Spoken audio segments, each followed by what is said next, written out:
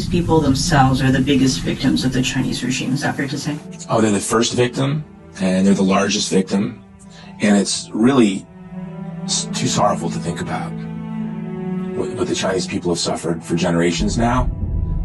And those stories need to be told. Think of the famine. Think of the Cultural Revolution. Think of what it was like to be brought out on a stage before everyone you went to school with, your cousins, your aunts, your uncles, your friends, and to be berated. Think what it would be like to be pregnant and to be forced to have an abortion. Think of how impotent you would feel as a husband or as a father or as a brother to watch this happen to your wife, your sister, your mother. These are sorrowful stories. I used to have an internship program in Hollywood for Chinese students.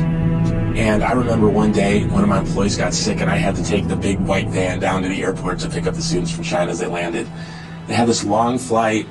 I brought them to their living quarters where they were going to live. And the first thing one of the young women asked is if she could go to a bookstore. And I took her to the Barnes & Noble on 3rd Street Promenade there in Santa Monica.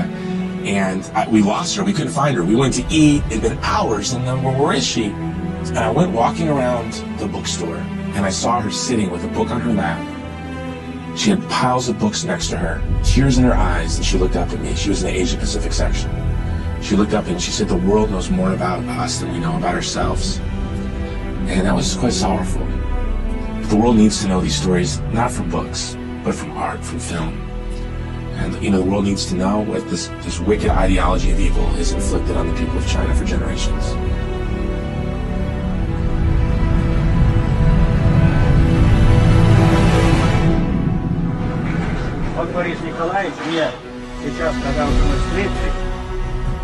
Here's the good news, that ideologies of evil, regimes based on ideologies of evil, collapse. Because evil is a deprivation that cannot sustain itself.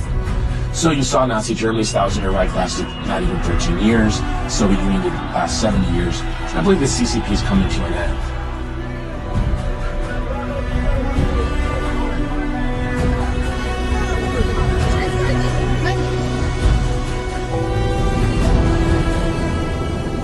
I'm really looking forward to a free China.